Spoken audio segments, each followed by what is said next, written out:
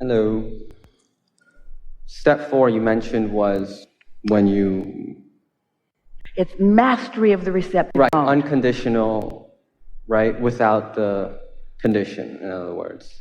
It's not needing a condition to be a certain way in order to feel good. You're just there. So you're not reacting to conditions. Right, so when you shift your energy, you're there, you feel great. You can still at one point be aware of the condition, but you won't be upset about the condition. Yeah. I get that, and I've been there recently. It's sort of like observing someone learning to do something, and you know they're going to learn it, so you're not worried about it even though they haven't learned it yet. Okay. I've been there recently, you said. Yes, recently. And so then I don't know what to perhaps tell myself, so I stare at the what is.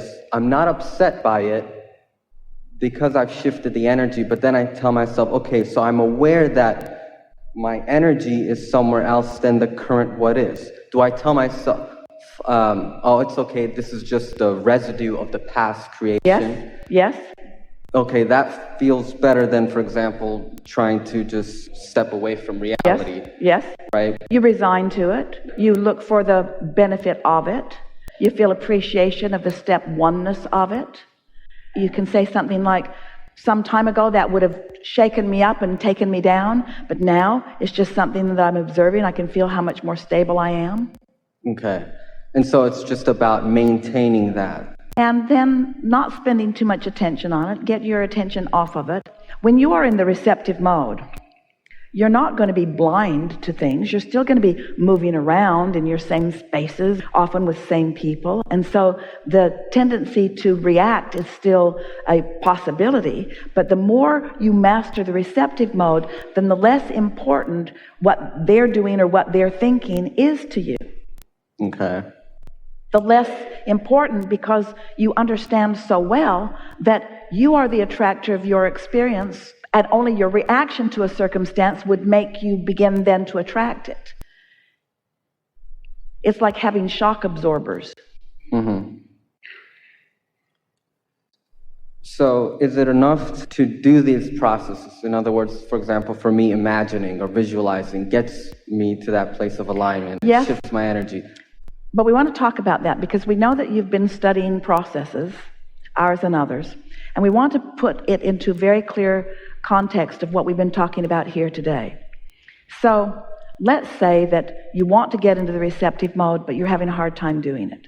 So you're sort of angry about something or worried about something, overwhelmed with something. Well, some of those processes will soften your vibration up a bit and make it maybe more possible for you to get into the receptive mode. But if you have already shown yourself that you can quite easily get into the receptive mode, then we wouldn't work too hard on a process in order to try to get there. For example, there was a time when Esther did focus wheels in order to clean up her energy on subjects. Now she doesn't do focus wheels for that reason. She does focus wheels to increase the momentum of good feeling. You see the difference? Yeah. She doesn't make a list of positive aspects because she's trying to make herself feel good about that person that's driving her crazy. She makes lists of positive aspects because it's easy to do. It's like getting more specific when you're feeling good, being less specific when you're feeling bad. Because the more specific you are, the more it will increase the momentum. Okay. But you've also said that we shouldn't want to do these things to get the manifestation. Yes? It's for the improvement in the way you feel. You feel. Right, but there seems to be a paradox there, because let's say right now you just told everyone, hey, guess what? This is all a sham. Joke's on you. And then you just run away. So now. Except that one guy who's proven to himself that it's real. Right. Well, so now then it would be, okay, I could do these things, feel great, visualize, but then when I become aware of that step one again, I know, oh, well, there's no point in doing this. I'm just deceiving myself. So there's always this aspect of wanting to feel good. You've got to start with the premise that we began with, is that if you feel that negative emotion that would cause you to say the words, I've been deceiving myself. That negative emotion is your indication that your inner being is not agreeing with this right here, right now. And if you haven't got that, then you have no relativity, you have no personal guidance, then you're just a cork bobbing around on a very rough sea. We think what you're getting at, and you're making a valid point, but let's see if we can clear it up here in the last few minutes that we have. So, let's say that you've come into this body of work because you want to improve your life experience. And part of improving your life experience means becoming more prosperous and having more of the things that you want and finding measures of success that you've established along your way. And so you're willing to focus and to do the work in order to improve your life experience. And so then we say to you, every improvement that you seek is so that you will feel better. And if we can convince you that you can feel better before any improvement happens, before any action thing changes, you can feel better.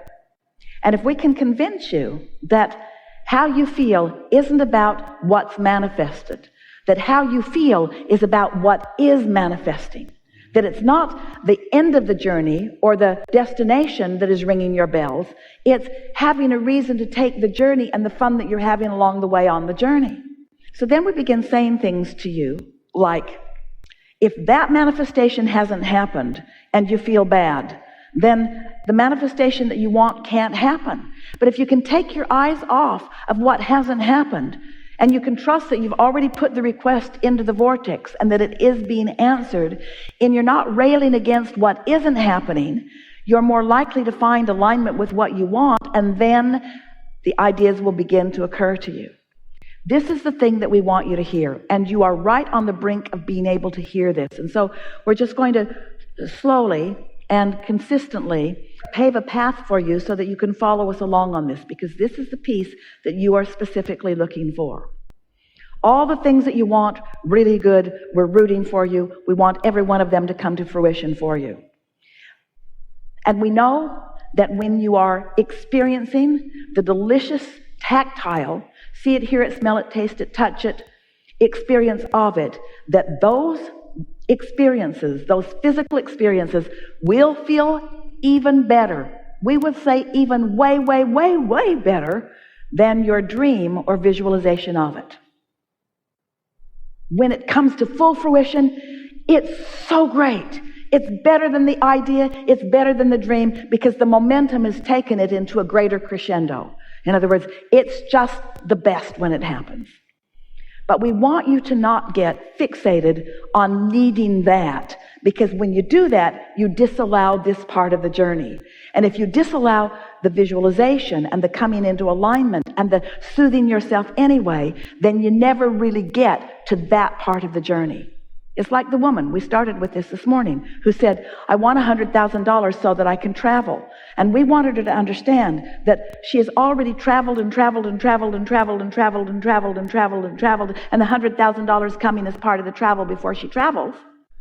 But there's so much satisfaction that comes before you're in the place that the fruition that you think you need in order to be happy will come. And so what happens to you, you begin to discover that you're happy on the way, and that the destination was only the reason that you took the journey. But the journey is where it's all about. It's where it's always been about, you see. Yeah.